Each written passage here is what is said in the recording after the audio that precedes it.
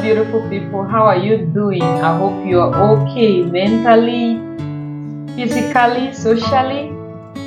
I love to bring these videos to you. I am Nestika and this is Nestika Show. And on Nestika Show, we want to empower you with knowledge, with evidence-based knowledge, so that you can be a better manager of your health. Remember that good health is wealth. Today, ladies and gentlemen, I want us to look at dementia. Yes, in the Western world, I think the term dementia is common. People are familiar with it, but most of us in Africa, we would not really understand when they say someone is suffering from dementia. Does it mean that we don't suffer from dementia? No. We actually do suffer from dementia, and a lot of times our grandparents suffer from dementia. The only problem is that we don't know that they are suffering from dementia. Why? Because we hardly go for consultations. We don't make regular checkups our priority, and because they suffer from dementia and we can manage them, you know, the way we live in Africa, we live a communal lifestyle. Families are always there to take care of you and everything. So we think that it is just old age that is affecting them. Today, ladies and gentlemen, I want us to look at dementia. I believe that in the course of the video, you will be understanding certain things that you've been ignoring. And when subsequently you see it, you'll be able to pinpoint and know exactly what to do at what particular point in time. Now, what is dementia? Actually, dementia is an umbrella term for different conditions that affect the brain. You get? So it could be, for example, Alzheimer's disease, or it could be vascular dementia. So it's an umbrella term for different conditions that affect the brain. And you should understand that dementia is a permanent and a progressive brain damage. It causes permanent and progressive brain damage. So once somebody is diagnosed with dementia, for example, you can be diagnosed today that you have dementia, you are still doing everything okay, it has not progressed to the level that it's really affecting you. But what we are saying today is that once you have a diagnosis of dementia, it is a progressive. So the brain damage is going to continue over time. So you need to watch out for it. That is why once you get this diagnosis, the medical team will be there or is there to support you throughout the course of the illness, to help you make decisions that are relevant to your life and to your health. Now, what are some of the symptoms of dementia? Memory loss is one of the most common symptoms of dementia. Memory loss. Before I move on, you may be asking yourself this question: why are we talking about dementia? Why is it important that we look at dementia? Remember that WHO has as statistics that more than 50 million people are affected with dementia worldwide. And every year we have 10 million people who are newly diagnosed of dementia. You want to stay tuned to this video to learn something about it, because there is no particularity as to who is going to be the next person among the 10 million people that will be diagnosed. Why don't you gain the knowledge today to prevent the unseen circumstances? Now, what are some of the symptoms of dementia? Memory loss. Many people who have dementia suffer from memory loss. We have said that it is a permanent and a continuous damage of the brain. It causes permanent and continuous damage of the brain. So these people tend to suffer from memory loss. Oftentimes, they lose the short-term memory. They cannot remember simple things like where they kept the keys to their house. They cannot remember where they kept their clothes. They cannot remember names of people around them, acquaintances. They don't remember those. But they still have their long-term memories. For example, somebody with dementia may be able to recall that they had maybe 3 children. They remember the names of the children, but that was like 50 years ago. So they don't actually remember that these children they had 50 years ago are now adults. So they don't have that memory in their mind that the children are now adults, so they have lost the short-term memory. However, the long-term memory is usually retained. Then they can have difficulties with concentration. So you are telling them something, you are telling them a story or something, they cannot remember what you have said because they cannot fully concentrate to understand what you're talking about. So when you're dealing with dementia patients who find it difficult to concentrate, you cannot give them long instructions. Like I said, they have problems concentrating. So you want to keep it short and simple.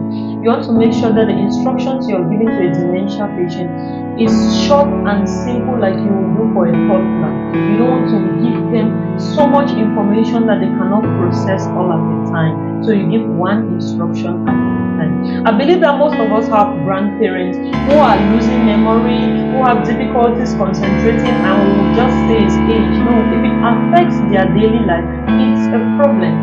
So sometimes we want to take them to the hospital to check out these things. Okay, now these people may also have language problems. For example, they want to say, oh, could you pass me the book? And they say, pass me the cup. They are looking at the book and they are calling it a cup because the brain is being affected somewhat. Then they may also have problems with they may also have visual difficulties. They cannot see clearly, or they may also have hearing difficulties. Now, these problems, all of what we've looked at, in a normal person like you and I, who are okay, these things may happen occasionally. Okay, you may lose concentration because of something, you're thinking of something else, or you may forget something, But with dementia patients, these symptoms affect their day-to-day life. You get the difference. So for normal people, these things can happen occasionally, but for dementia people, it's a constant occurrence and it affects their day-to-day activities. Now, what are the risk factors of developing dementia? What do I mean by risk factors? What are some of the things that can increase your chances of having dementia in the long run? The first thing is going to be high blood pressure. Yes, high blood pressure. Subsequently, we'll be looking at the different consequences of not taking your health seriously. Like I always say, your health is wealth. Take your health seriously. Yes, high blood pressure is a risk factor to dementia because studies have shown that people who have high blood pressure have an increased risk of having dementia than those who do not have high blood pressure. And then we also have high cholesterol level. If you have high cholesterol level, it increases your risk for stroke and it increases your risk for heart attack and even dementia. So those with high cholesterol level, you may want to start considering dropping your cholesterol level. And how would you know you have a high cholesterol level or high blood pressure? It is only by checking. So you want to make constant, regular blood pressure checks a habit. Make it a habit. You can just pass by the hospital, by a medical center, by a clinic, so that they can check your blood pressure. And then lack of exercise. Remember that these things are in an early stage. Lack of exercise. We're looking at risk factors, the things that increases your chances of getting this illness in a later stage in life. So lack of exercise is another reason. We have seen many consequences of some of us not getting exercise. Exercise doesn't necessarily mean you signing up for a mountain race or no. You can just do cycling, you can do swimming, you can do dancing. Do something small. 30 minutes a day is enough. Something small to keep yourself fit, to make sure your blood is circulating adequately in your body, to make sure your vital organs are getting enough blood, are getting enough nutrients and everything. So you want to increase your exercise level. Now, what are some of the causes of dementia or some of these things that may have similar symptoms like that is, they can present like dementia, but it's not actually dementia. So we have symptoms, we have health problems like depression. If people are depressed, you agree with me that they may not be able to fully concentrate, concentrate on some things in life. If people are depressed, they may lose memory for some things. Everything just goes upside down. So in as much as we want to look out for these symptoms of depression or for these symptoms of dementia, we also want to get the right diagnosis, because it is the right diagnosis that will lead us to the right treatment. So depression can present with the same symptoms as dementia. We can also have nutritional deficiencies. Yes, if you don't eat properly, maybe you're lacking some proteins, you're lacking carbohydrates, you're lacking any of those important nutrients that our bodies need, you can start suffering from memory loss, you can have loss of concentration, you can have visual difficulties, hearing difficulties. So nutritional deficiencies can actually affect you, and people may conclude that you are suffering from dementia, whereas it is not the case. Also, some medications can have side effects that can be delusional. For example, you can take some medications and you realize that you find it very difficult to concentrate. You can take some medications and it affects your speech. Yes, you can take some medications and it affects your memory. So those are some of the different events that can give the same symptoms as dementia. And then we also have emotional stress. Whether you like it or not, emotional stress can greatly impact on your health, and it can have similar symptoms like dementia. Therefore, it is very important. We have seen these different medical conditions that may present as dementia. It is very important that once you start noticing emotional changes, you start noticing cognitive, something that has to do with the brain, cognitive changes in an individual who is around you. You notice their behavior is changing from what you used to know them for. It is important that you take them to see their medical doctor so that they can be consulted, and all of these other things that present similar to dementia can be ruled out. And then we have a proper diagnosis to say that this is dementia or this is not dementia. You understand? Now, how can we prevent dementia? Yeah, that is the interesting part, because if you know how to prevent an illness, then you have saved yourself twice the stress of having that illness. Like we always say, prevention is better than cure. Now, how can we prevent it? We looked at the risk factors.